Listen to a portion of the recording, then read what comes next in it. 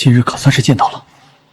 这九转金丹听说可长100年寿元，看这九转金丹也不过如此，偷吃一颗，天君应该不会察觉。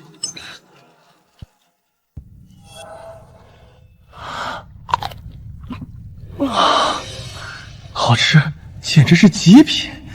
大胆南星，偷吃九转金丹，触犯天条。天君饶了我吧，天君，我再也不敢了。今要把你贬下凡，到凡人世界洗礼后，可重回天界。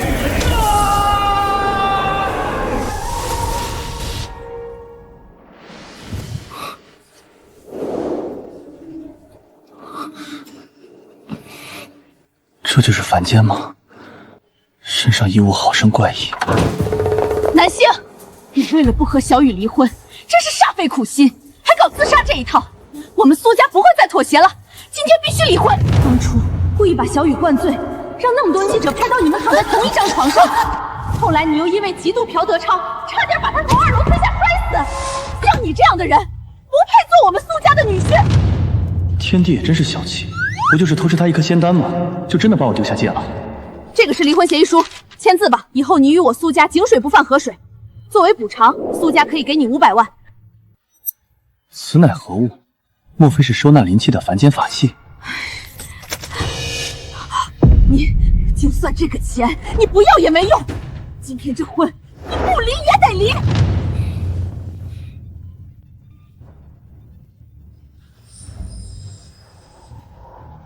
我看你印堂发黑，将有血光之灾。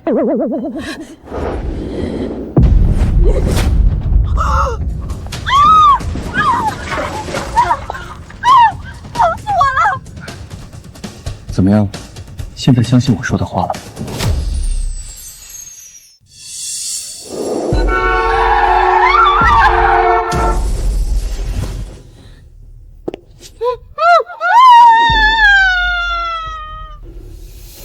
因为一个男人自己出车祸，最后命都丢了，这个小老太太这么倒霉吗？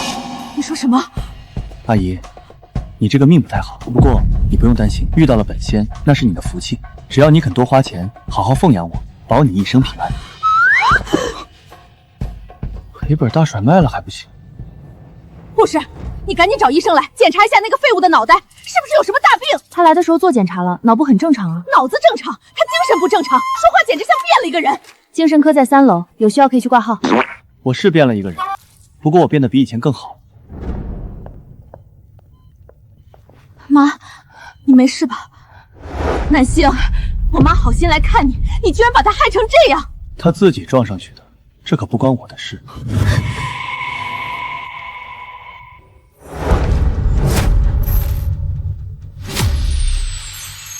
好惨，好惨！不仅公司破产，自己还被要债人堵在家中浴室自杀。你说什么？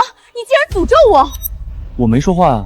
嘘，这一家子好像脑子都不太好使，难怪最后会那么惨。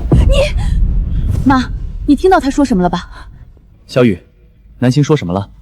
难道是我能听到南星的心里话？南星，这可是小雨为你熬的鱼汤，赶紧趁热喝，可不要辜负小雨的心意。此人面相奸诈，眼露邪光，他故意把鱼汤打翻翻嫁祸于我，如此低级的手段也敢在我面前卖弄？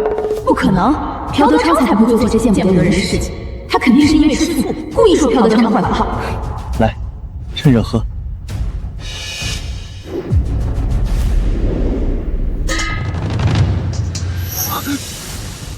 南星，你干什么？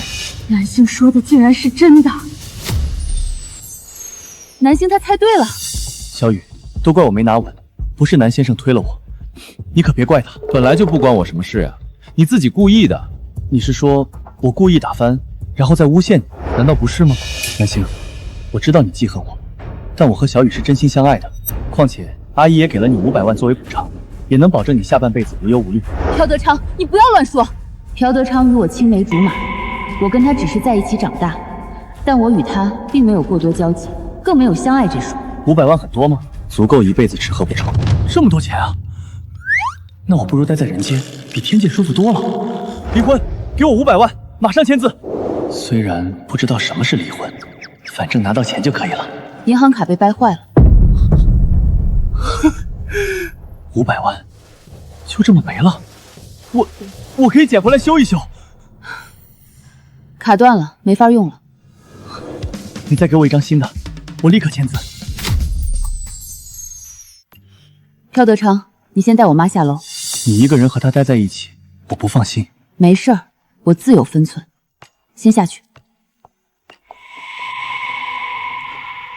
他说的是真的吗？朴德昌真的是那种人？难道是我看错他了？不离婚了，至少今天不离。什么？为什么不离了？我和母亲都能听到他的心声，这究竟是怎么回事？他说的是真的吗？如果是真的，就必须留下他，改变苏家的命运。不离了，那我500万不就打水漂了？不离了，再考虑考虑啊！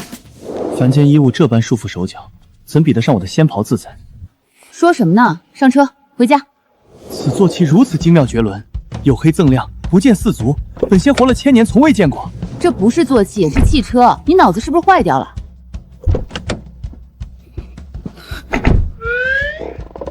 凡间物件竟有这般巧思。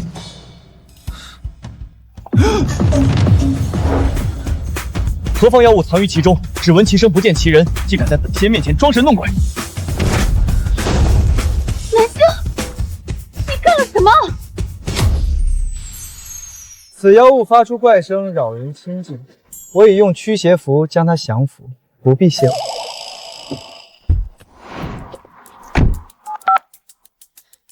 立刻再调一辆车过来，马上！还有，再叫一辆拖车。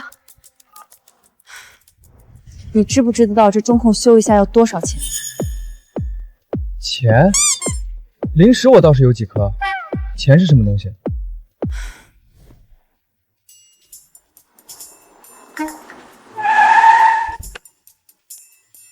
苏总，拖车一会儿就来。好，我有事先走了。上车，这次不许乱碰任何东西，再碰就把你扔在这儿。知道了，知道了，我不动便是。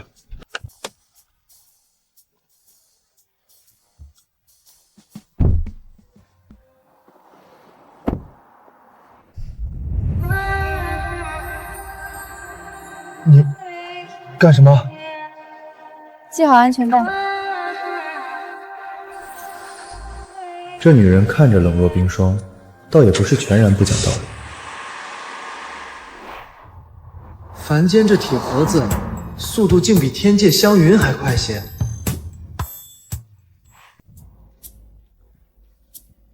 你这洞府倒是气派，比我在天界的偏殿还差些，也算过得去。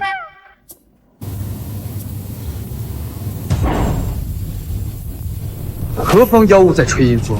凉飕飕的暗藏邪气，想暗害本仙。南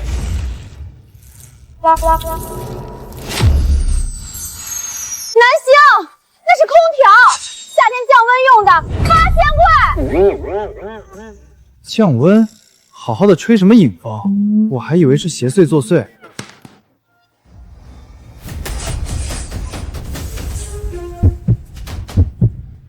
妖孽敢尔，竟敢在凡人洞府斗法！中控3万，空调8000，电视2万。南星，从现在开始，不要动家里面任何一个东西。我有事先走了。你要是再动，把你卖了也赔不起。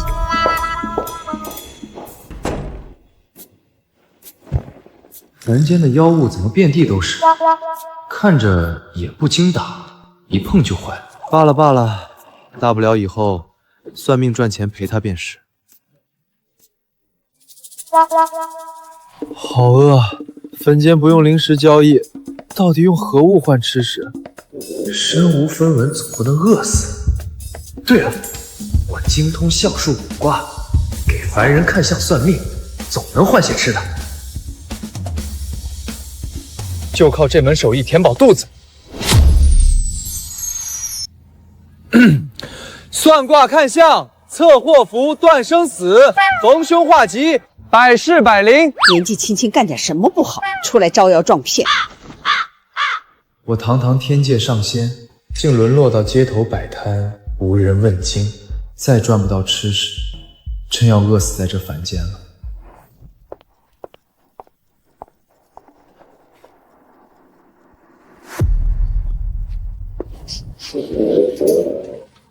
此为何物？闻着竟如此勾人。苏总，上午合作方的文件都签完了，您过目。放着吧。还有别的事儿？还有件事，我刚才路过街口，看见南先生在路边摆摊算卦，还吆喝着测祸符、断生死，好多路人都在看。你说什么？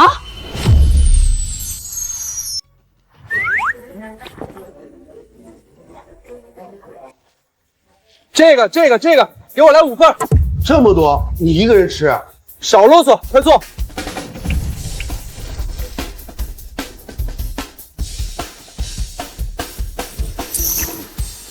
凡间竟有如此美味，比仙界好太多了。在天界时，九转金丹几千年才炼出几颗，个个都当宝贝藏着，哪能像这样敞开了吃？凡间虽无灵气，吃食倒是一绝。哎，你还没付钱呢。付钱？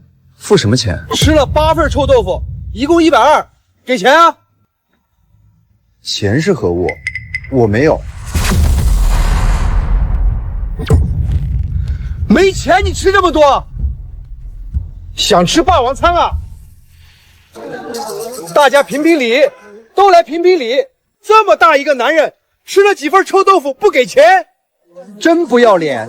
年纪轻轻学什么不好？学吃霸王餐。看着人模人样的，怎么干这种事儿？几份臭豆腐也没多少钱，至于吗？我又不知道要给钱，你们凡间待客，难道不是先请人吃的？谁给你待客？我们是做买卖的，不给钱别想走。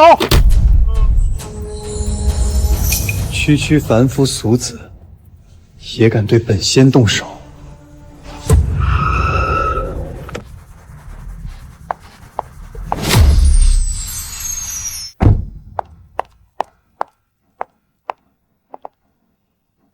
松手！怎么回事？他吃了我家臭豆腐不给钱，前前后后吃了快10份呢。多少钱？1000块。什么？几份臭豆腐要1000？抢钱啊！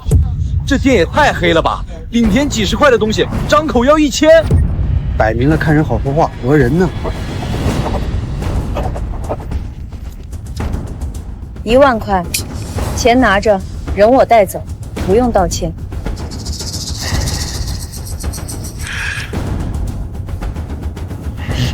1万？够了就闭嘴。这女的谁呀？这么大气，直接给1万也太好了吧？你就为这点吃食花这么多？你是我苏小雨的丈夫，我不能让你被人刁难。谁让你多管闲事？走吧，回家。这女人看着冷冰冰的，倒是有几分意思。那店主分明是讹人，几块豆腐罢了，竟敢张口要1000块，凡间商人怎这般黑心？你还有理了，不问价钱就吃，吃完不给钱，换谁都要拦你。我又不知凡间吃食要用钱换，你早些把500万给我，我何至于闹出这等事儿？500万是纸吗？说扔就扔，说要解要。那你到底给不给？给了我立刻签字离婚，马上消失，我说话算话。你就这么想离婚？这么想离开苏家？当然，离了婚拿了钱，我就能在凡间立足。等有钱了，我想干什么就干什么。如果他说的都是真的，朴德昌才是害苏家的人，公司破产，家破人亡的结局，我绝不能让这些事发生。爸，立刻带南星回老宅，你妈和你妹妹都在，离婚的事今天当面说清楚。知道了，马上到。走吧，回老宅。我不去，没拿到500万，我哪也不去。我爸叫我们回去，就是商量离婚的事。商量离婚？那必须去，正好当场签字拿钱。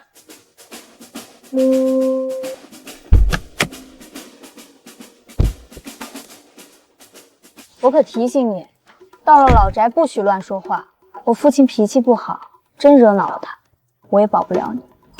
这女人真是霸道。不过方才她肯花1万块替我解围，护着我不让人刁难，倒也有几分情义。快点开车，我赶时间拿钱吃饭。方才那几块豆腐根本不顶饱，饿死了。就知道吃，再乱吃东西闯祸，下次我可不管你。民以食为天，你们凡间不都这么说？凡间虽无灵气，却有这么多新奇吃食，巧妙误解，倒也比天界有意思些。在心里嘀咕什么呢？没什么，就是觉得你们凡间也挺有意思的。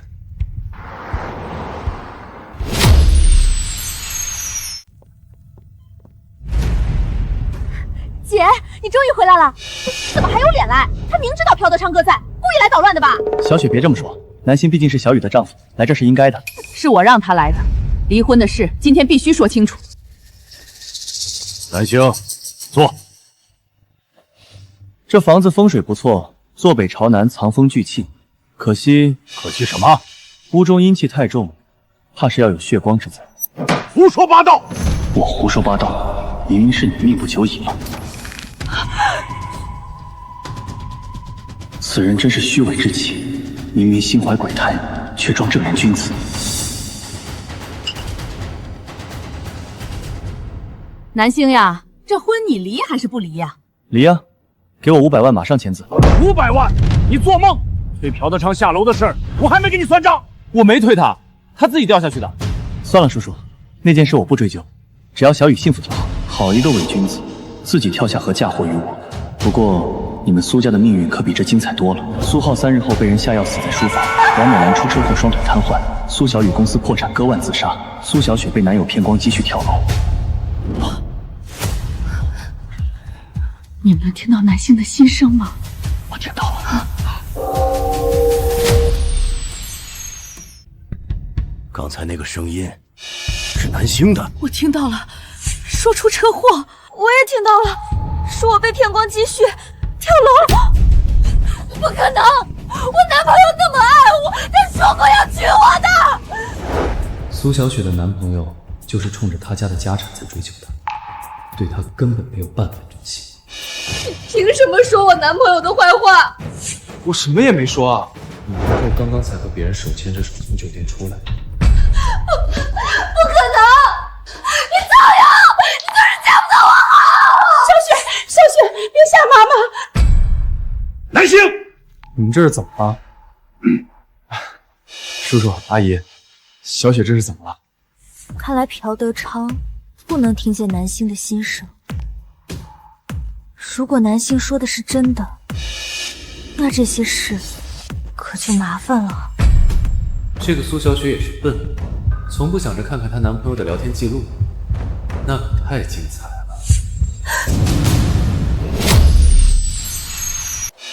南星啊，离婚的事儿，我觉得还是先放一放最好。你看你出去了，不也没地方住不是？喊我回来不是要我签字离婚吗？一定要把南星留下来，苏家的危机还需要他来化解。南星，我爸说的对，你留下吧。500万的事好商量，你先住着。姐夫，你留下来吧。南星，你看大家都在挽留你，你就留下吧。这杯茶我敬你，让我们的之前的不愉快都过去吧。这白莲花是在茶里加了泻药，想让我喝下当众出的。陈热寒，这茶颜色不错，好茶要共享，你先尝尝。你干什么？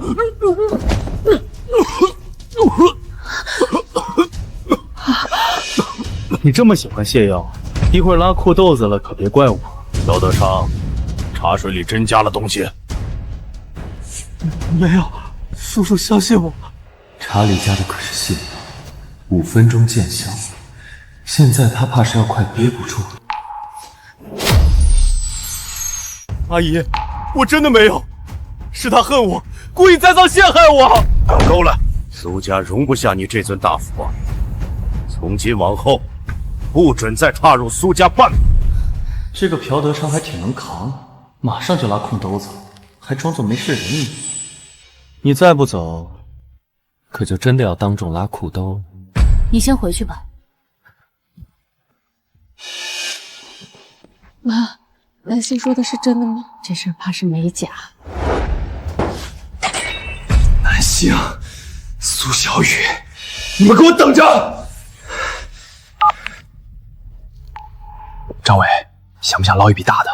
苏氏城东项目标书，你哄苏小雪带你进档案室偷出来啊！小雪知道了要恨死我的。市城给你30万，什么样的女人找不到？后天晚上7点，苏小雨开项目会，档案室没人。行，干了。等苏氏这次标书失窃，苏氏直接崩盘，我看你们怎么翻身。姐，我想去公司档案室整理资料，正好张伟以前做过档案管理，能帮我搭把手。你连文件都理不清，别去给你姐添乱。我想多学学公司的事儿嘛。后天7点偷城东调书，张伟哄着苏小雪拿档案室权限，算盘打得震天响。怎么了？你们怎么都不吃了？姐，我真不知道张伟要偷资料，他只是说帮忙整理。想去就去，档案室正好缺人手，整理旧文件。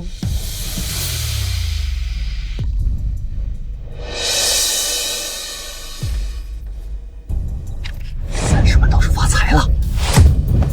干什么的？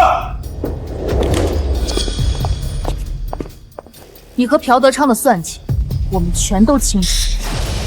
居然骗我，利用我偷公司文件，小生年纪，心术不正，幸好我们提前知道了你的阴谋。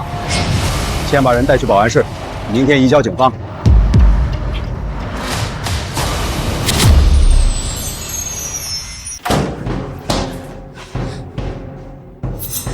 为什么要骗我？我们这么久的感情，你就为了钱算计我家公司？小雪，我就是一时糊涂。张伟就是个马前卒，背后朴德昌早备好后手。这次失败了，马上就会策反财务部理念，偷核心客户报价底线。看在小雪的面子上，我不报警，但你永远不准再踏入苏氏半步。策反财务部理念，盗取客户底价，搞垮苏氏合作渠道。赶紧去财务部盯着。不急，正好将计就计，放个假底价出去，让朴德昌竹篮打水一场。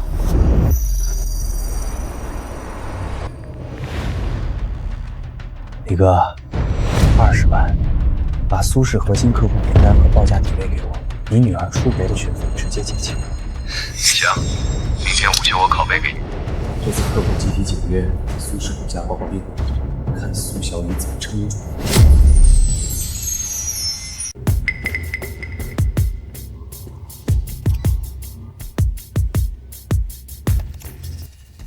早上9点就开始磨磨蹭蹭拷贝，还特意做了假文件想2图片，可惜这点小聪明上不了台面。手里的 U 盘拿出来，别再遮遮掩掩了。只是普通办公文件。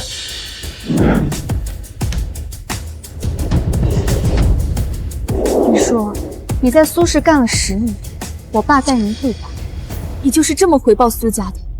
我错了，是朴德昌给我20万，我一时鬼迷心窍。好了，看在你多年功劳的份上，我不追究你的责任。但有下次，必严惩。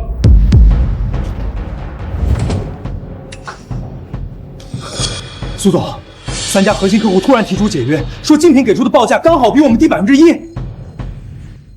泄露出去的是假底价，早就备好备选合作渠道了。这批客户走了正好，换更靠谱的厂商对接，利润还能再涨2点。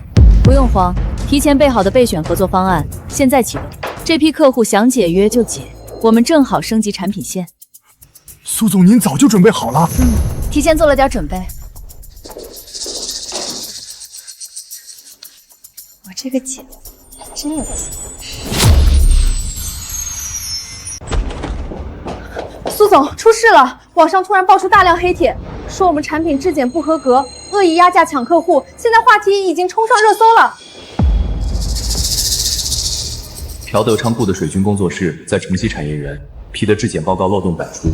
下午3点半，私募会集中砸盆做空，正好趁这个时候放出完整质检报告和海外订单利好，股价直接能涨回来。通知技术部准备质检报告的官方鉴定，公关部整理水军工作室的溯源证据，下午3点半统一发布。另外，把海外合作的签约公告备好，同步放出。好的，苏总，我这就去安排。幸好有南星，不然这次非得被打个措手不及。有你在，苏家少走多少弯路。姐夫，你也太厉害了吧！你们这是怎么了？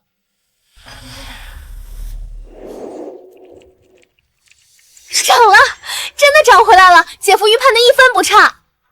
朴德昌这点手段翻不起大浪，接下来他肯定会狗急跳墙，盯着研发部那边。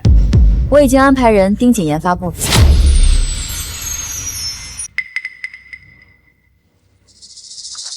吴哥，这点钱你先收下，只要你把核心技术的资料拷贝发给我，事成之后再给你50万。这要是被发现了，我工作就没了，还要坐牢的。放心，做的隐蔽点，谁能发现？境外买家开价几百万，这点钱够你挣10年的。今晚10点，地下停车场交接，神不知鬼不觉。今晚10点，地下停车场交易。朴德昌拿到资料就打算卖去境外跑路。张伟从头到尾就是个替死鬼。张伟真是烂透了，居然还敢打公司技术的主意。幸好我们能听见南星的话，不然这次技术被偷走，公司损失就大了。今天晚上研发部要多安排人手。我已经通知安保队了，今晚提前埋伏在停车场，顺便通知金针的人一起过去。姐，我也想去，我要亲眼看看张伟被抓。你老老实实待在家里，别去添乱。苏小雨什么时候变得这么聪明了？竟然知道在研发部加派安保人手。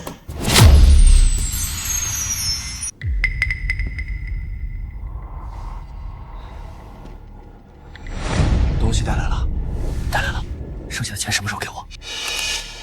放心。不许动！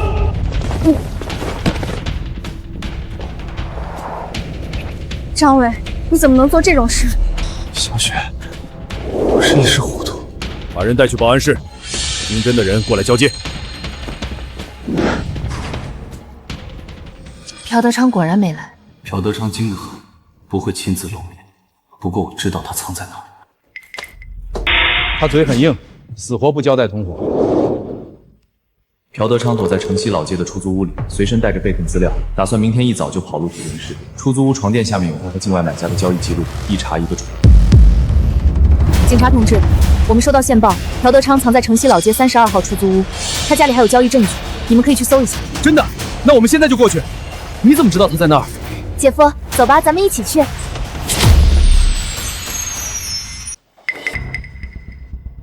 又跑了。警官，床垫下面和墙缝里应该藏有东西。证据确凿，这下就算他跑了，也能全网通缉。这朴德昌也太滑了，跟个泥鳅似的。他会跑去哪里呢？朴德昌会去城东废弃百货大厦楼，等着和境外买家做最后一笔交易，拿了钱就彻底跑路。这次必须人赃并获，不能再让他跑。我已经和警方打过招呼，明天一起过去。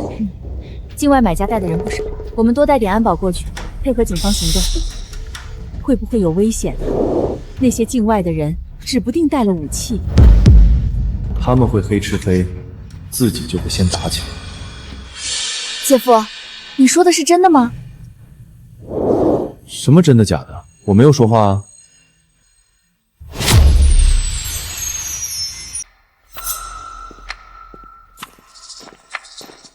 东西带来了，钱呢？50万，1分不少，先验货。等等，我突然觉得这价格太高了。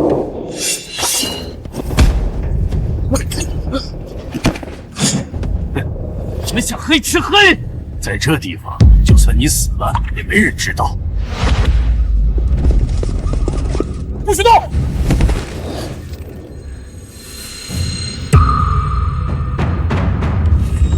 是你，又是你，每次都是你坏我好事。这可不关我的事儿啊，是警察叔叔带我们来的。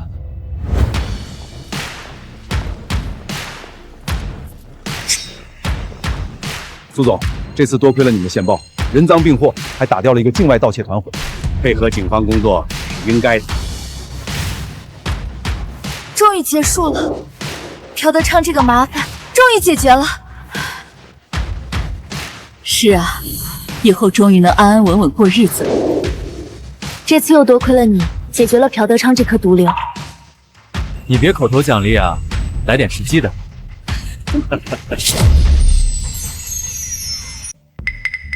朴德昌，都这个时候了，老实交代，背后还有没有人支持你？有，周氏集团的周明宇一直出钱出力支持我，他想吞并苏氏。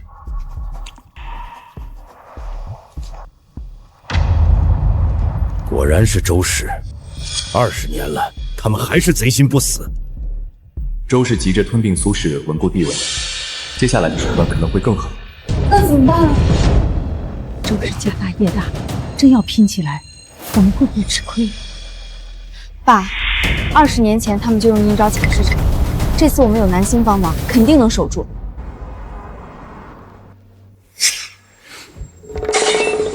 废物，全都是废物，连个朴德昌都藏不住。现在怎么办？警方会不会查到我们头上？放心，朴德昌没有直接证据。苏氏没了朴德昌这个内应，难道我就没办法吗？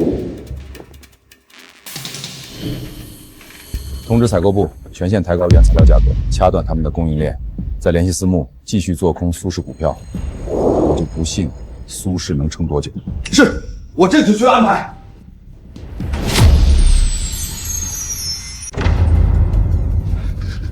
苏总，不好了！2家核心原材料供应商突然单方面解约，宁愿赔违约金也不供货了，库存只够撑3天的。周氏在背后施压，谁敢供货就报复谁。城西郊区有3家小工厂，之前被周氏挤兑过，手里有现成的合作原料，价格比大厂家低2成，寸头没销路。慌什么？城西3家工厂，地址我发你，你现在就过去对接。他们有货，价格还更低。好的，苏总，我马上就去。你怎么知道城西郊区有工厂？我早就调查过了。幸好南星提前知道，不然生产线停工，损失可就大了。周氏这是想掐我们的脖子，没那么容易。接下来他们肯定还有动作，都警惕点。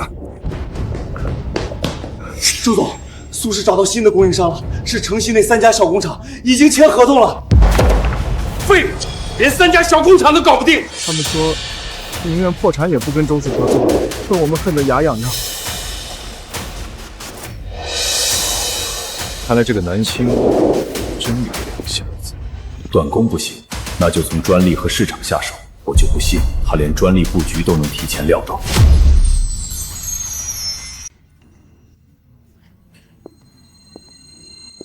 这位就是苏总的先生吧？久仰大名。我是周氏集团的周明宇。有事儿？没什么事儿，就是交个朋友。苏氏、周氏斗了这么多年，不如握手言和，一起分市场蛋糕。黄鼠狼给击败你，没安好心，想借着合作的名义安插内鬼，偷我们的新技术。周氏还是先管好自己再说吧，近期投资少碰，不然亏得更惨。南先生，饭可以乱吃，话可不能乱讲。是不是乱讲？你心里清楚。哼，你看他脸都绿了。我说的是实话。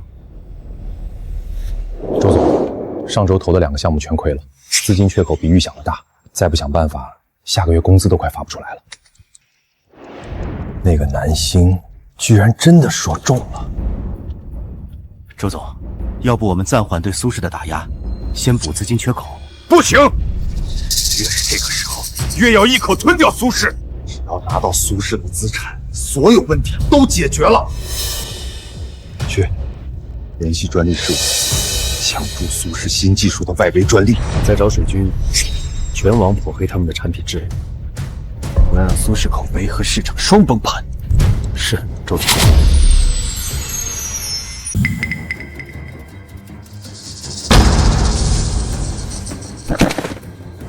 胆子不小，敢私闯民宅！谁派你们来的？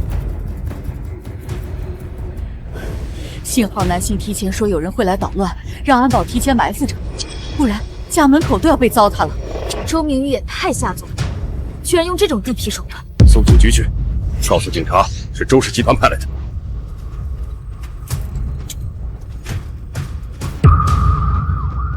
周明玉已经开始不择手段了，接下来会不会更过分？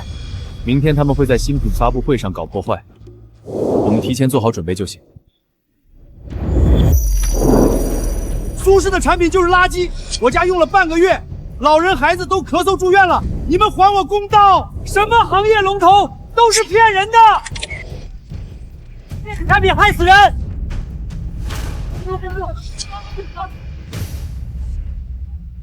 各位稍安勿躁，我们早就料到有人会来捣乱。现场备了质检报告和完整的产品溯源记录。另外，安保已经控制了3位消费者，他们的转账记录显示，昨天刚收到周氏的回款。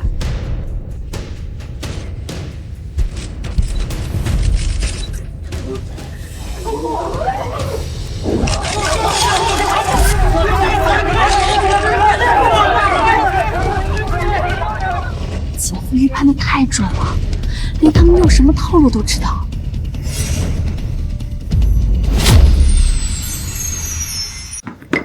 苏总，不好了，张工被周氏挖走了，还带走了半份算法数据。张工带走的是废弃版本的数据，核心算法我早让团队加密备份。周氏拿到没用的资料，只会白花钱研发，最后做出来的产品全是漏洞。别急，他带走的是旧版废案，核心数据都在加密服务器里，他碰不到。真的？那太好了！我还以为要出大事了。周明宇花大价钱挖走一个废案，够他心疼一阵了。你不是说这是核心数据吗？全是废物！不可能啊！我亲眼看到他们用这个版本的。周总，我们被骗了，这是苏氏淘汰的废案，根本不能用。我们白花了500万挖人，还有研发投入，全打水漂了。南星，肯定是南星搞的鬼！周总，不好了！几家银行同时催贷，股价也跌了。慌什么？我还有后手！南星啊，快喝点燕窝补补，这段时间你辛苦了。谢谢妈。姐夫，你真的是我们全家的救世主耶！以前怎么没发现你这么懂商业？以前没机会说。周氏已经撑不住了，周明宇很快会联合境外资本搞恶意收购，这是他最后一搏，赢了就能翻盘，输了就彻底破产。我们提前联系好3家合作企业当白衣骑士，稳赢。周氏的最后一击我们接了，打赢这一仗，苏氏就彻底站稳脚跟了。比起天界的冷清，还是人间烟火气更舒服。能多陪一天是一天。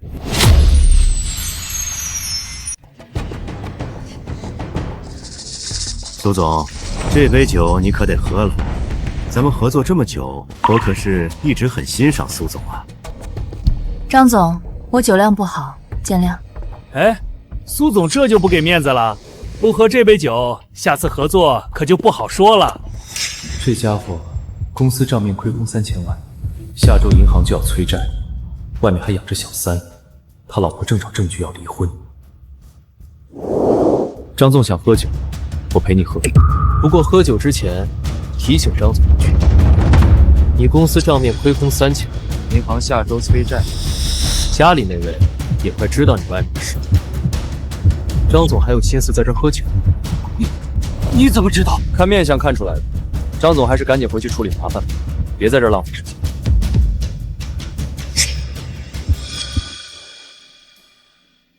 南星，谢谢你，每次都是你护着我。你还欠我500万呢，不护着你，这500万我找谁要去？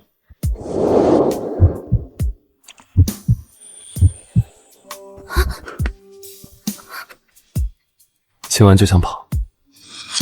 我喝多了。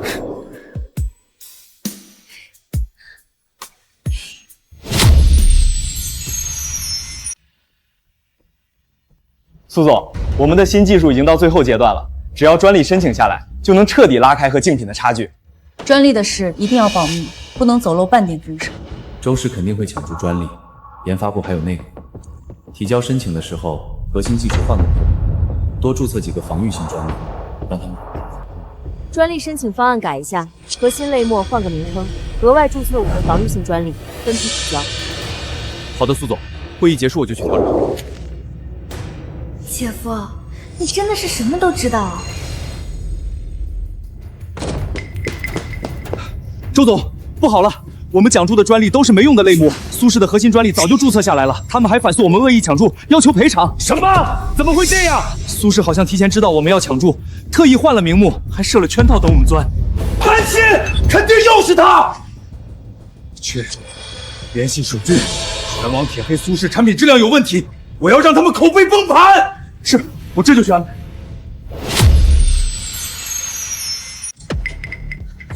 苏总，网上突然出现大量黑帖，经销商都打电话来问情况，还有不少人要求退货。水军工作室在城南文创园，视频里的受害者都是演员，有签约合同，他们自家产品操作。检测报告我都记着呢，把证据放出去，舆论直接反转。别急。把完整的质检报告、水军工作室的工商信息，还有周氏产品的质量问题证据整理好，统一发布，再发律师函起诉造谣账号。好的，苏总，我马上去办。可以啊你，这么快就找到了解决办法。反转了，大家都在骂周氏不要脸，我们还涨了好多粉。南星真是我们苏家的福星。周氏这招没用，接下来估计会联合资本搞恶意收购，都做好准备。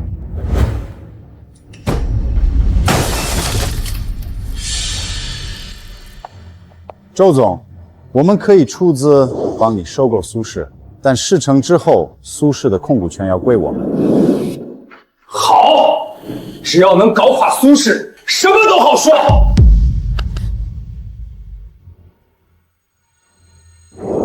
苏小雨、南星，这次我看你们怎么赢！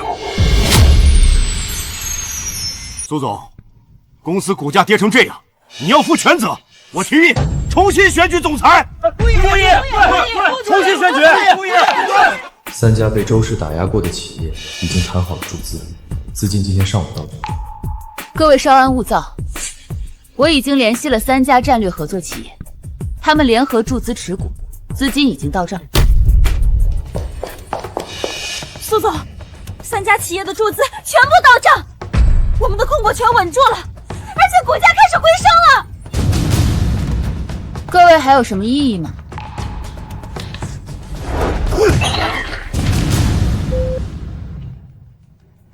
周总，是我，朴德昌，你还有脸给我打电话？周总别急着发火，我有办法搞垮苏氏，就看你敢不敢合作。什么办法？绑架苏小雪，苏小雨最疼这个妹妹，拿她要挟，逼苏小雨交出公司控制权。绑架，要是被发现了，麻烦就大了。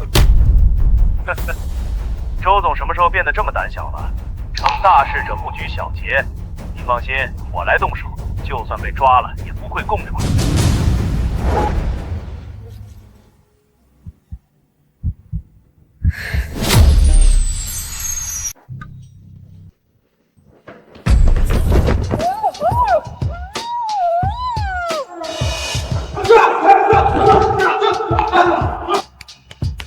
就你们俩这点本事，还想绑架本小姐？没事吧？没吓到吧？姐，我没事儿。吓死我了！以后可不许这么冒险了。知道了，妈。朴德昌，我看你还能躲多久？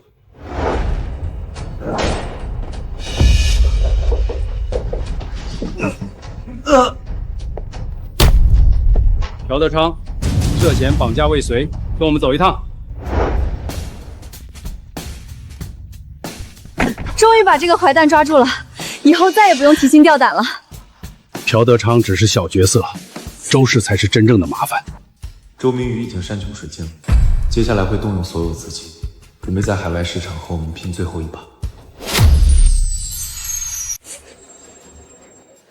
In so much method, Egerton missed. 怎么回事？情报里的报价根本不对，苏氏的方案比我们还先进。会不会是情报是假的？周氏拿旧资料当宝贝卖，竞品还当成宝，正好借着这次展会打响海外名气，拿下3笔大额订单。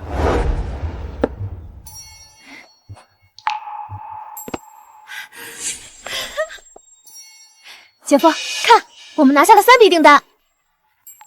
小雪，你真棒！有了这几笔订单，苏氏海外市场就算彻底打开了。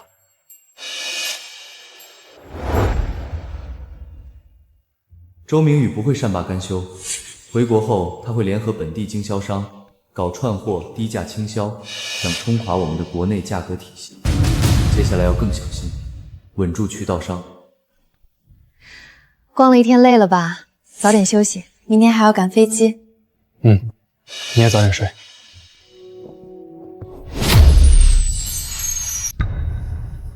周总，苏氏拿下了海外3笔大单，股价又涨了。我们现在怎么办？国内市场不能再丢了，去联系各城省市的大经销商，给他们更低的供货价，让他们串货低价卖苏氏的竞争对手的产品，冲垮他们的价格体系。再买通几个经销商，假装代理苏氏产品，然后故意卖假货，毁他们的口碑。是，我这就去安排。周明宇接下来要打渠道战，先用低价串货冲垮我们的价格体系，再买通经销商掺售假货回口碑。我们现在要做的就是防止周氏拿串货和假货来对我们做文章。我们提前上线溯源系统，每件产品都有唯一防伪码，这样就不会中他们的计。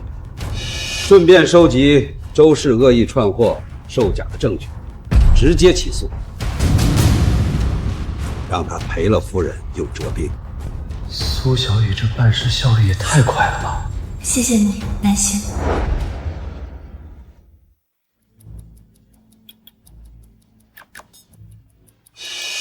什么狗屁政策？就是苏氏想攥死我们的脖子，纯纯霸王条款。别以为你们和周氏私下的作为我不知道。从今天起，我们苏氏和你们几个取消所有的合作。这一招杀鸡儆猴做得漂亮。周氏还没彻底认输，他们还有最后一步，财务造假虚增利润，骗银行贷款做最后一波。我们提前把证据递交给关检，就能彻底送周氏出局。苏总，城西仓库那边有人混进去，想往产品里掺次品，被我们当场抓住了。对方说是周氏雇的。知道了，人交给警方，产品全部复检，确保没问题再出库。是，我马上安排。周明宇也太坏了，居然想往产品里掺次品嫁祸我们。挑两小丑而已，翻不起大浪。这是他最后的小动作了。我们只要把证据举报给银保监会和税务，他就彻底完。苏总，所有产品都复检完了，没有任何问题。安保也加派了人手，不会再出现混进来的情况。做得好，产品质量是苏氏的命根子，绝不能出问题。周氏走到今天，都是周明宇急于求成害的。做生意还是得脚踏实地。歪门邪道，终究走不成。税务和银管奖会已经在查周氏了，不出半个月，周氏就会彻底破产。周明宇财务造假、恶意商业诋毁的证据确凿，要负刑事责任。了结了，苏氏也能安心发展。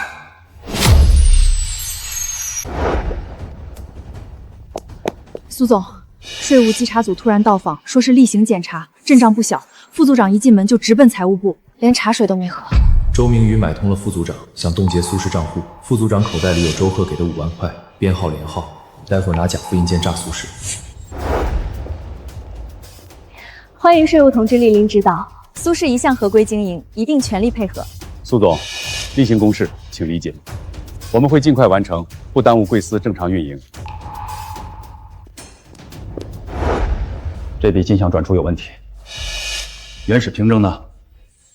拿不出来就冻结账户。苏氏这么大的企业，连凭证都保管不好，我看是故意销毁。时间太久，可能归档了。我马上派人去找。原始凭据在档案室壁柜第3层，蓝色文件夹，编号0927。副组长手里那份是周氏伪造的，缺骑缝章，章印边缘部是 P 的。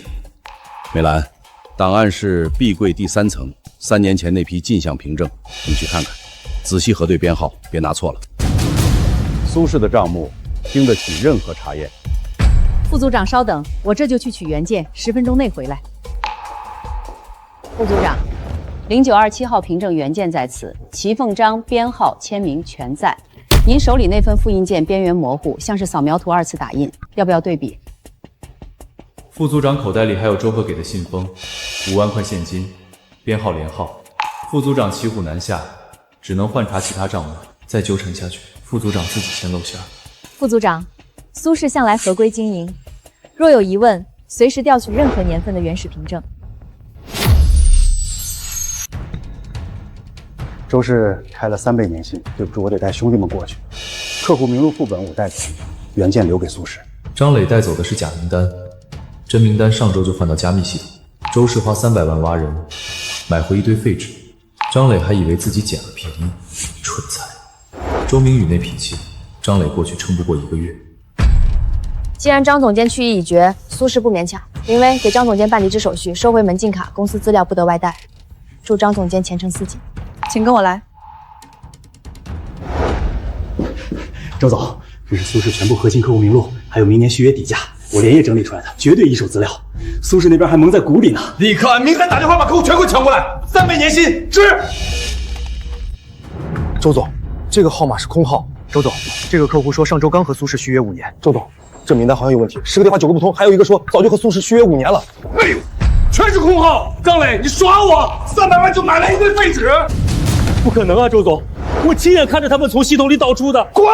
给我滚！300万从你工资里扣，这辈子别想在行业里混了。张磊走了，我对苏氏的售后服务没底。周氏那边给的条件也不错，价格低5个点。苏总，这合同我得再想想，下周给你答复。赵董账面亏空3000万，下周银行催贷。赵董儿子下个月结婚，愁的是份子钱和面子。赵董老婆还想要纯金首饰撑场面。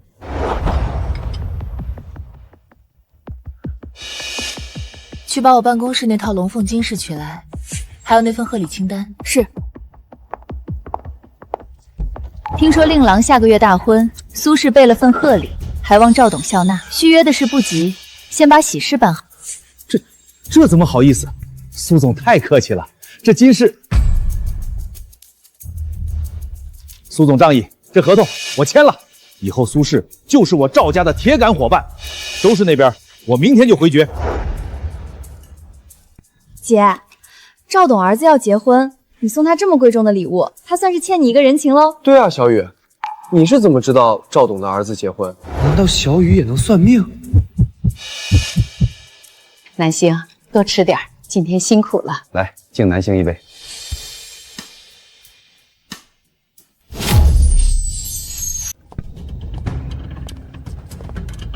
苏氏核心专利侵权，索赔5000万，法院已经受理。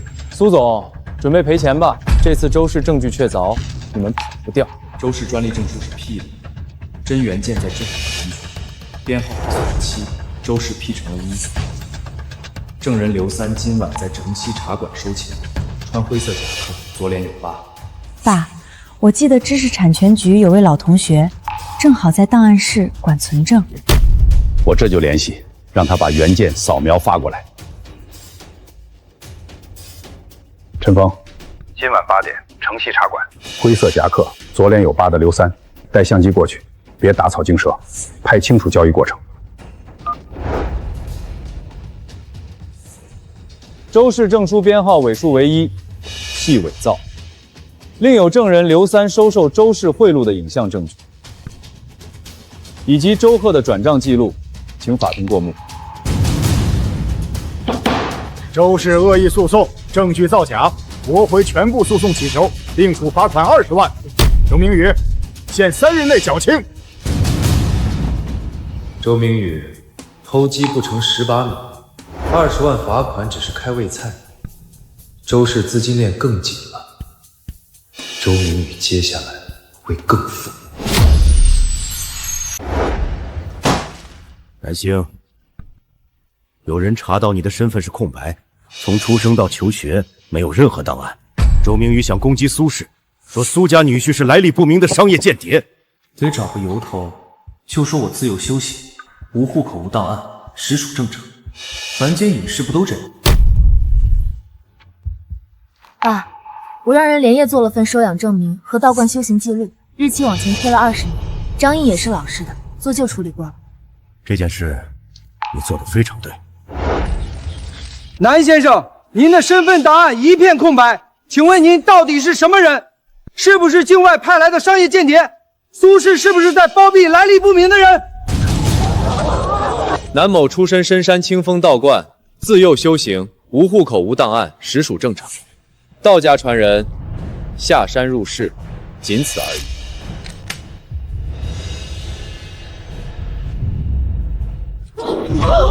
这点微末道行，让各位见笑了。查，给我查那座道观，我要拆穿他！周总，查过了，清风道观确实存在，20年前确实收养过一个孤儿，记录都对得上。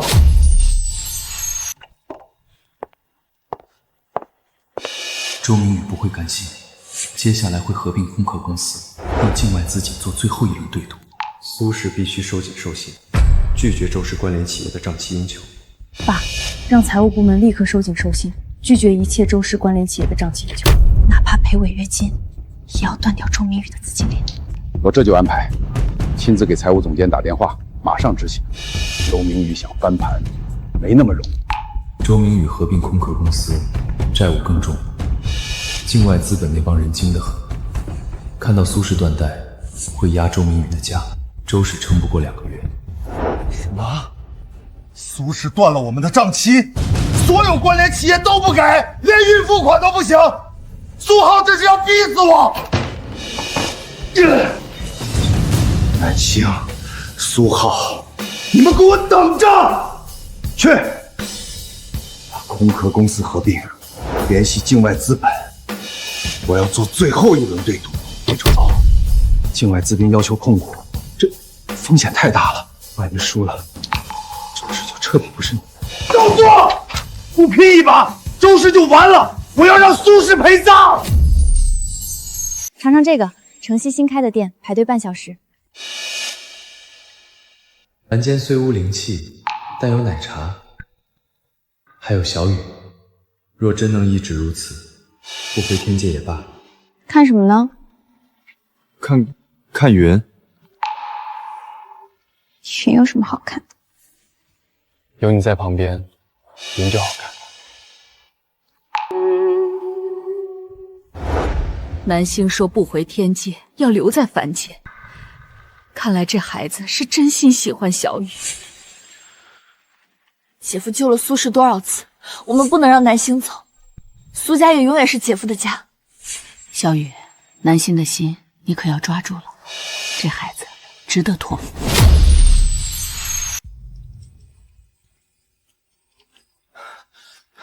周氏开5倍年薪挖老参，还带走2个助手，这是釜底抽薪，想断苏氏技术命脉。劳参负责的极光项目是废案，下周董事会就要砍掉。周明宇花大钱挖废物，真正核心是小林，周氏根本不知道。既然周氏看中申师傅，苏氏不拦，祝申师傅前程似锦。赵凯，给小林加2倍津贴，升任项目负责人，权限提到最高。苏总，您不挽留，我手里可是极光全部核心技术。人各有志，申师傅记得交接清楚，特别是极光项目的全部资料，一件不能少。苏氏兼重每一位员工的选择。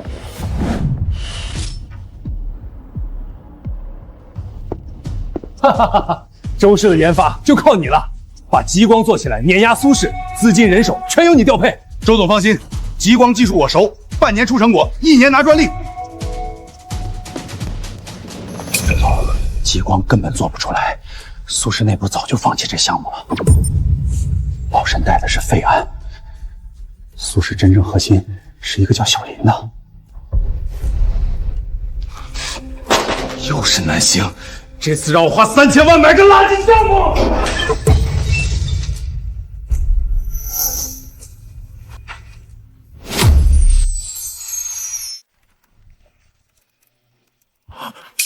苏总，网上突然爆出苏氏产品质检不合格，还有视频显示零件开裂，转发量已经破10万了。周明宇买通离职质检人小周，在废品堆拍视频冒充合格品，原始报告在档案室，编号168，全部合格。妈，去档案室找编号为水168的原始质检报告，全部合格的那份。我亲自去，10分钟回来。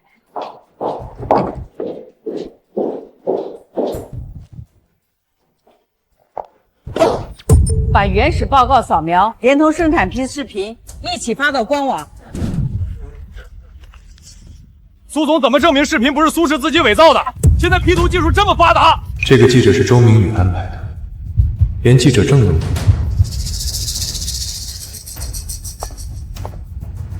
请这位记者出示一下你的记者证。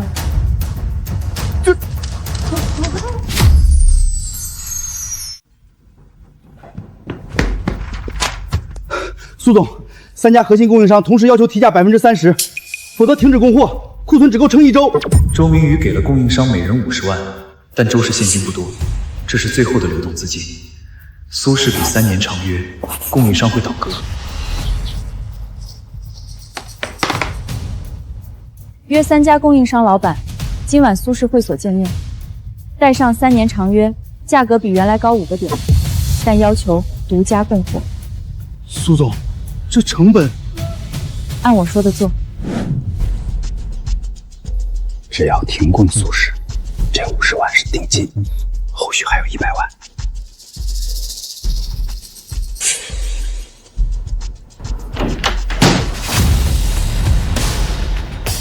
3年长约，价格比原来高5个点，预付半年后。周氏给的50万是周明宇最后的现金，周氏撑不过2个月。苏总怎么知道？苏氏的情报比周氏准，选长期饭条还是选快沉的船，老板自己定。周总请回吧，我们将与苏氏达成长久合作。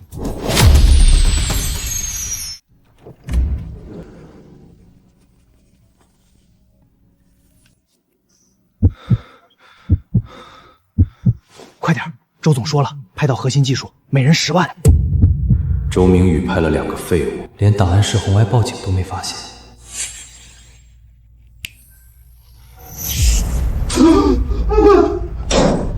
不许动！人赃并获！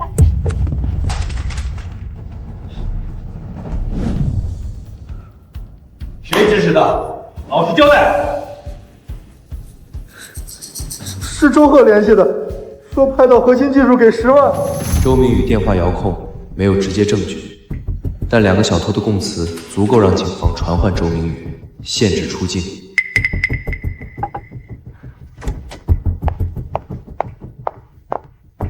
李警官，周明宇是幕后指使，请传唤调查。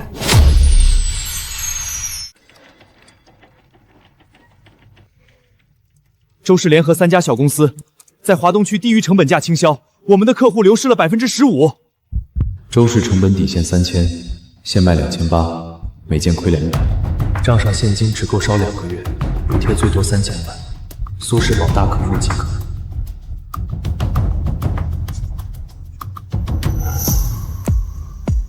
核心大客户给额外返点，签3年长约锁死。小客户暂时放弃，让周氏烧钱。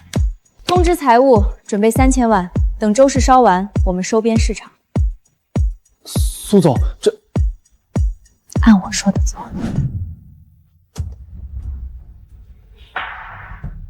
周总，补贴烧了2000万，但苏氏核心客户一个都没流失，只抢到些边缘小客户。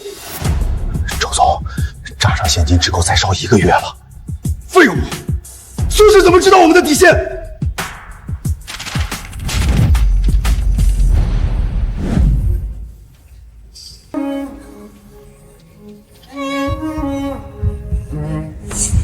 质检员袖口藏微型扳手，要扭松螺丝造成隐患。周明宇收买了质检员，给了20万现金。袖口里的东西拿出来。我没有。搜身，报警。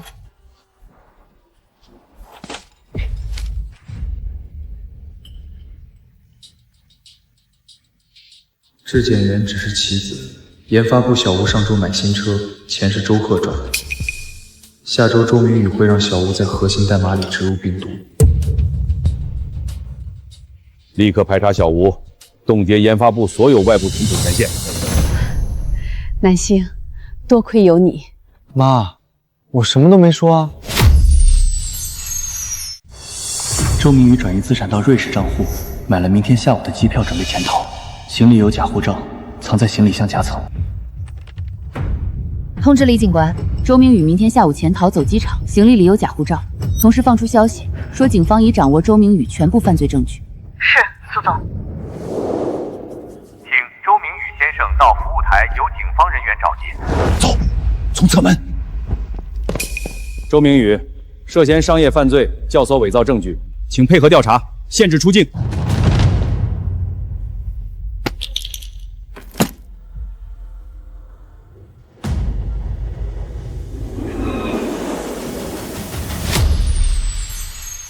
周总，苏氏正在筹备上市，券商已经进场，预计下个月提交招股书。上市，苏浩想得美。李楠，去把3年前那笔假账做出来，举报苏氏偷税漏税，让证监会叫停苏氏 IPO。周总，伪造证据风险太大，万一被查出来，周氏照做。苏氏一倒，周氏就能吞并市场，出了事我顶。你只要把数字做漂亮，让证监会先冻结苏氏审查，周氏就有时间翻盘。苏总，证监会突然发函，要核查3年前那笔跨境交易的账目，说是有人实名举报苏氏偷税漏税。周明宇伪造了苏氏3年前的假账，举报苏氏偷税，真账在保险柜里。周明宇不知道苏氏有2套备份，凭证编号 CY2190315，在保险柜第2层。去保险柜取3年前的真账，编号 CY20190315，连同原始凭证和银行流水一起交给证监会，让法务部准备材料，证明周氏举报是恶意构陷。另外，把举报人提交的证据复印一份，对比真伪。苏总，账目清楚，没有问题。周氏的举报材料系伪造，笔记和印章都有明显撇子，我们会转交警方处理。苏氏 IPO 不受影响。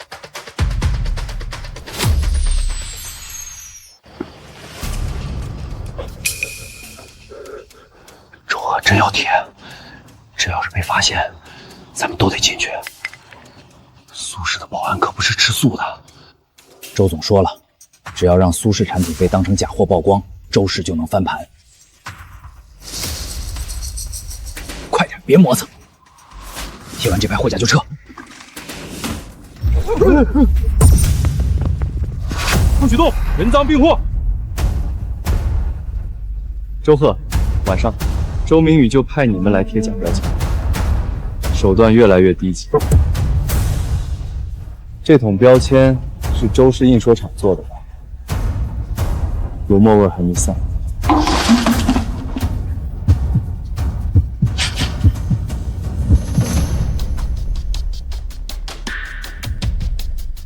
苏总，有人试图从外部黑入研发服务器 ，IP 地址经过多层跳转，但初步锁定在周氏集团总部。周氏研发总监有张弓泄露旧密码还没改。周氏研发总监想黑进核心数据库，拷贝最新算法。立刻修改核心密码，关闭张弓留下的旧权限，在数据库外层设个密汪，伪装成核心算法，让周氏研发总监黑进去，反追踪 IP。明白，我这就去办，给我10分钟。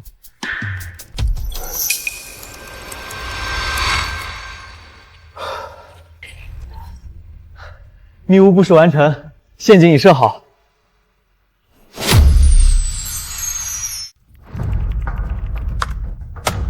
周总，黑进去了，苏氏的核心数据库，我已经突破防火墙，正在下载算法文件。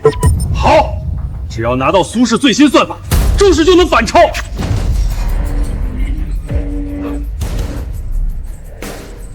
糟了，中计了！这是苏氏设的陷阱。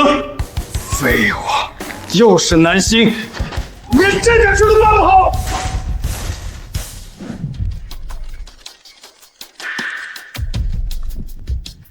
南先生，最近网上流传您会使用妖术控制苏家全家，请问您作何解释？这是否涉及封建迷信？妖术，南某只是略通道家养生之术，修身养性，何来妖术一说？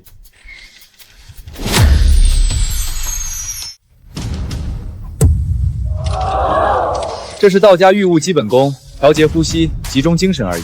若周氏将此称为妖术，那周氏对传统文化理解太浅重。苏氏尊重科学，尊重传统文化。南先生，周氏说您用邪术迷惑苏家全家，意图吞并苏氏资产，苏家全家已被您控制。他收了周明宇10万块，转账记录在手机里，备注是发布会劳务费。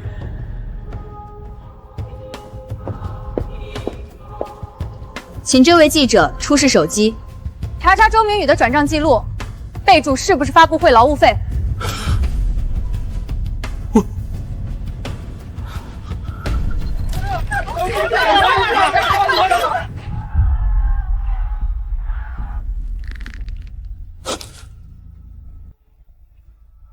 周总，苏氏股价又涨了3个点，网上都在骂周氏不要脸，说周氏是跳梁小丑。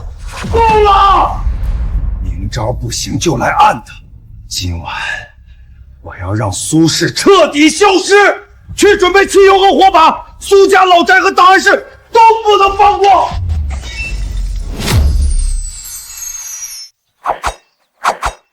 王夫人，苏家被妖孽缠身，贫道玄清子特来驱邪。这妖孽就是南星，他用邪术控制了苏家全家。贫道有符咒，可破邪术。周贺道袍里藏着录音笔，周明宇这招幼稚的可笑。不过周贺印堂发黑，今日必有血光之灾。道长，南星看你印堂发黑，眉间有煞气，今日必有血光之灾。不如早些回去，免得破道袍又添新伤。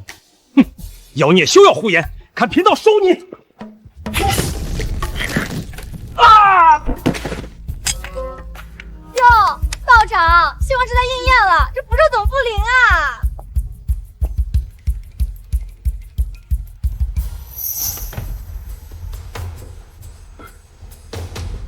周总，南星太邪门了，那花盆明明是放在栏杆里面的，怎么会？废物！一个花盆就把你吓成这样！今晚我亲自带周贺去档案室偷核心合同，拿到商业机密，周氏就能翻盘。再失败，周贺就滚蛋！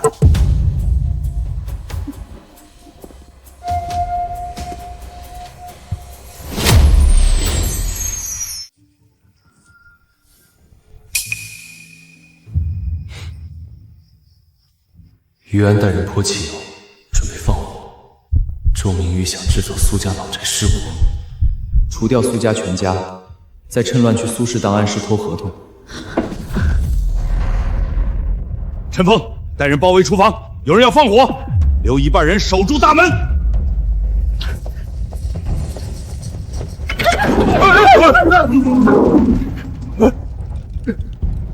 放开我！我只是路过，这汽油是路过带汽油桶，你当苏家全是傻子？姐夫早就知道你们要来。谁指使的？老实交代！纵火未遂，至少3年。是周明宇。周明宇说，只要苏家老宅着火，苏氏就会乱，周氏就能趁机偷档案。周明宇让我调虎离山。于安没说谎，周明宇在远程敲鼓。周明宇想调虎离山，让档案室空虚。周明宇和周贺应该已经摸到档案室了。陈峰，留一半人在老宅，另一半立刻回集团档案室。周明宇亲自去了，快！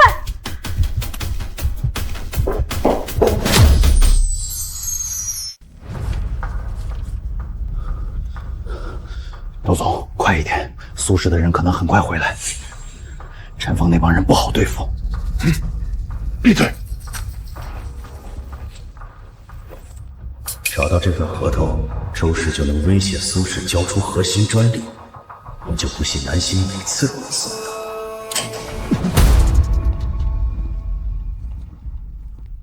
周明宇亲自来偷东西，周氏总裁当小偷，传出去不太好听。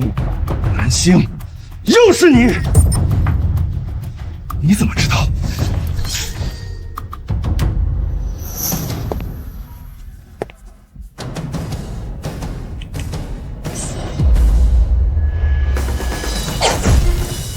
周明宇，你在我面前动刀，太幼稚。周明宇，放下武器！你涉嫌纵火、盗窃、商业犯罪，和我们走一趟。走，李警官，你以为抓了我就结束了？苏氏20年前环保旧案，真证据还在周明宇手里。苏浩，你逃得掉吗？周明宇倒台，要拉苏氏垫背。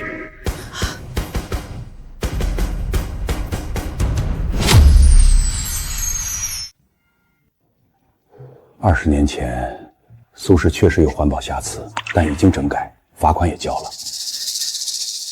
周明宇手里那份应该是当时遗漏的原始记录。周明宇把真证据藏在城东废弃工厂第3车间保险柜里。周明宇想威胁苏氏交出核心专利，否则举报环保造假，吊销苏氏资质。爸，南星知道证据在哪儿，我和南星去取，不能让周明宇再威胁苏家。小心，陈峰带人跟着。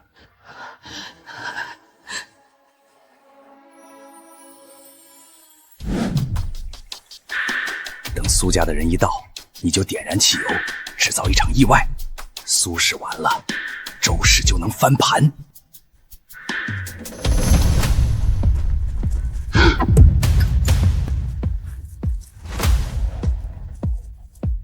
南青，再厉害，能快上火吗？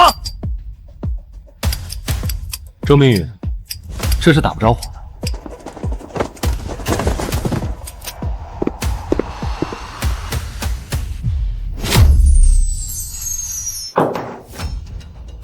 周明宇，纵火、盗窃、商业间谍、恶意并购、伪造证据，证据确凿，你还有什么话说？李警官，这些不过是小打小闹。周氏在瑞士还有秘密账户，资金往来一旦曝光，苏氏也脱不了干系。周氏和苏氏不过半斤玉两。周明宇在虚张声势，瑞士账户全是周氏非法所得，与苏氏无关。密码在周贺备用手机里，藏在周氏大厦办公室抽屉夹层。李警官，周贺的备用手机在周氏大厦办公室抽屉夹层，里面有瑞士账户密码。周氏非法资金与苏氏无关。苏总怎么知道？苏氏有自己的情报渠道。苏总，找到了。周贺备用手机藏在办公室抽屉夹层，指纹锁已破解。瑞士账户资金往来全部导出，每笔都指向周氏非法并购，与苏氏无关。发给李警官作为补充证据，让法务部准备材料，彻底定死周明宇。周明宇罪证齐全，但周明宇在法院有熟人，想拖延审判，必须尽快提起公诉，不给周明宇喘息机会。南星，谢谢你，这次周明宇真的跑不掉了。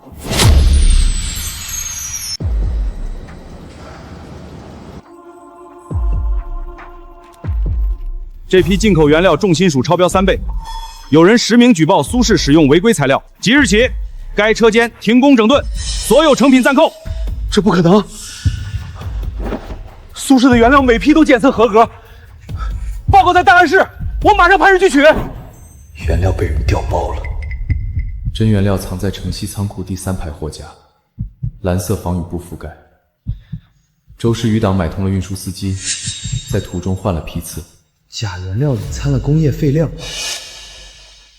老郑，不用取报告，查运输记录，联系城西仓库，核对第3排货架原料批次。这批是调包的，真原料在城西。调包？有人恶意陷害，苏氏不会认。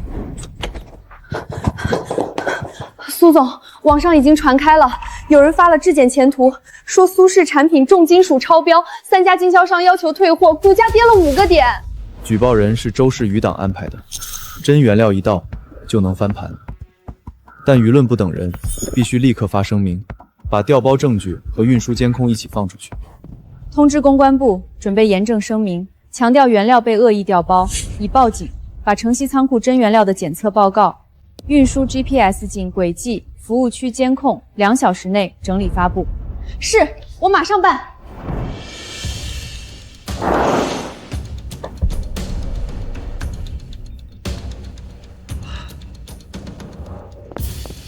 监控拍到了，运输司机在城西服务区停车，有人换了货。司机已供认，是周氏余党给了5万块。苏总饶命，是周贺联系的，我只是贪财。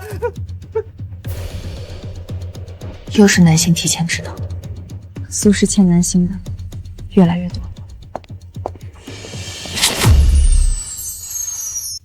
苏总，欧洲3家经销商同时发函，要求解约并索赔，说苏氏产品存在设计缺陷，导致消费者投诉。周氏余党威胁了他们的亲女，有的收了周氏余党20万现金，还有一个经销商的儿子给打了恐吓电话。 3家经销商同时反水，背后有人操纵。法务部准备反搜，告他们恶意违约。另外，查他们的行踪、账户流水、报警记录。苏总，他们其中一个经销商的妻女确实失联3天，昨晚报警了。另一个经销商的账户昨天进了20万，来源是空壳公司。最后一个经销商的儿子在学校被陌生人围堵。周氏余党手段下作，但他们是迫不得已救出他们的妻女。 事后会帮我们指证。联系李警官，查城东出租屋，该保护的要加强保护。苏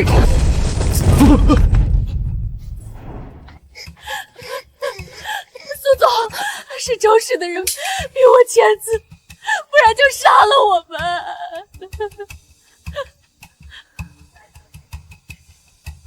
南星，你怎么什么都知道？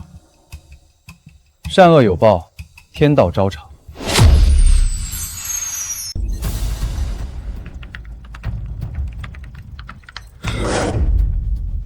苏总，核心数据被加密了，黑客要求300万比特币，否则公开全部算法。备份服务器也中毒了。黑客藏在周氏旧豪楼地下1层，用周氏废弃的网络端口做跳板。病毒有后门，我可以反向追踪。 别付赎金，南星，能追踪吗？给我1台电脑。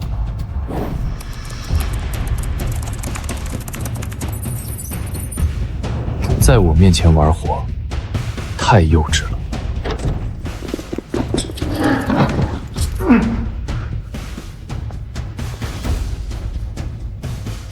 南星，你到底是神仙还是黑客？ 略通道术，不值一提。姐夫，你怎么连电脑病毒都能解？这不是道术吧？道家有云：万物皆有灵，电脑也是凡间器物，自然有灵。南星说什么都对，快吃菜。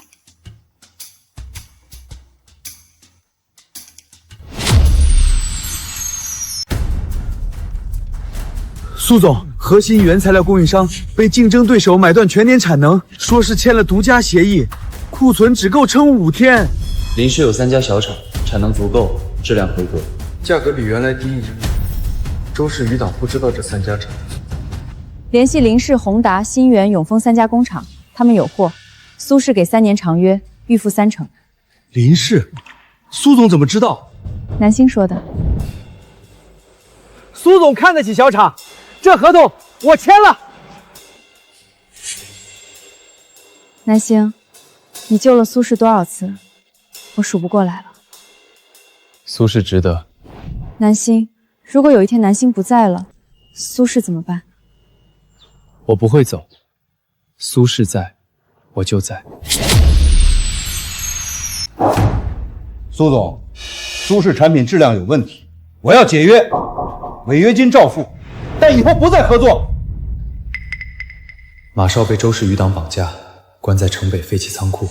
马总收到手指照片，被迫解约。马总，令郎的事，苏轼知道了，南星已经报警，人马上救出来。解约书，马总先别签。苏总怎么知道？警察，不许动！快！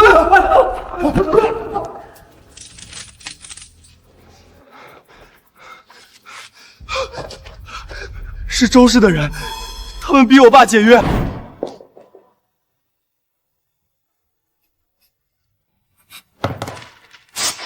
苏总，这合同不签了，马氏和苏氏永远合作。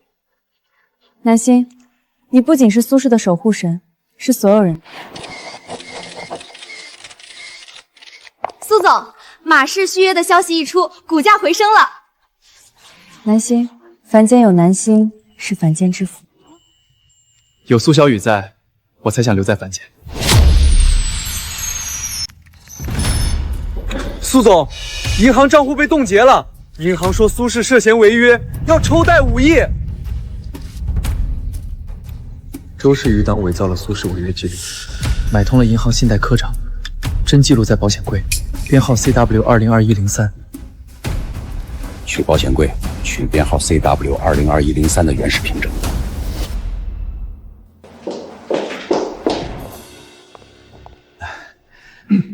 苏总，是信贷科长提交了虚假材料，银行已解冻账户，并追加5亿授信。周氏余党给了50万，我错了。南星，苏轼能走到今天，全靠南星。这杯酒，敬南星。南星就是苏家的福星。苏总，网上爆出苏轼20年前环保黑料，还有照片。那是周氏编造的，照片是 P 的。国家已经跌停了。发帖人是周氏余党顾的水军，照片合成痕迹明显，原图在苏轼档案室，编号 HB199903，让技术部做像素对比。发技术鉴定报告，附原图对比，起诉造谣账号。苏总，像素分析出来了，照片是合成的，原图是苏轼整改后的达标照片，被人 P 成了污染图。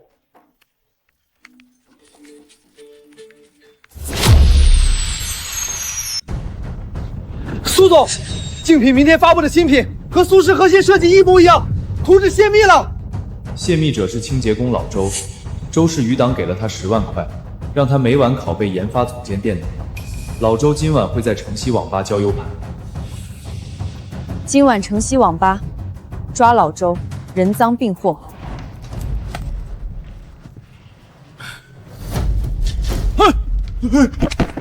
苏总饶命！我一时糊涂。南星连清洁工的心都能看透。我只看善恶，不看身份。姐夫，你怎么知道老周是内鬼？连我都没注意过他。凡间有句话，若要人不知，除非己莫为。南星说的太对了，妈给你炖了汤。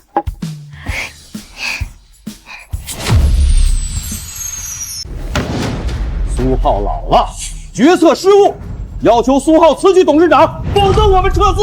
苏轼需要新鲜血液。于总收了周氏余党300万，王总的儿子欠了周氏余党高利贷，把证据给他们看，比讲道理。查于总的账户，王总怎么解掉？300万买你背叛苏轼，王总的儿子欠周氏余党的500万。错总，南星，等这一切结束，我想和你去一个地方。去哪儿？去你说的老家，看看你长大的地。啊！苏氏完了，把公章交出来！小许，往后退。周氏余党最后反扑，想抢公章伪造文件，但他们不知道大厅有8个隐藏摄像头。李警官已经到门口了，在我面前撒野，胆子不小。老实交代你的罪行。我坦白。南星，多亏有你，苏氏终于平安了。南星，你是我们苏家的救世主，以后这个家谁敢说你的不是，我第一个不答应。谢谢爸。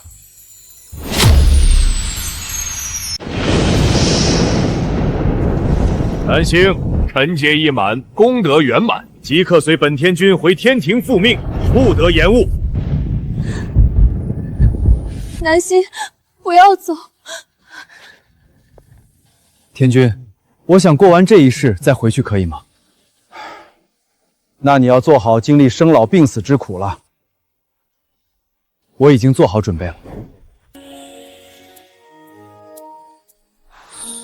南星，本天君成全你。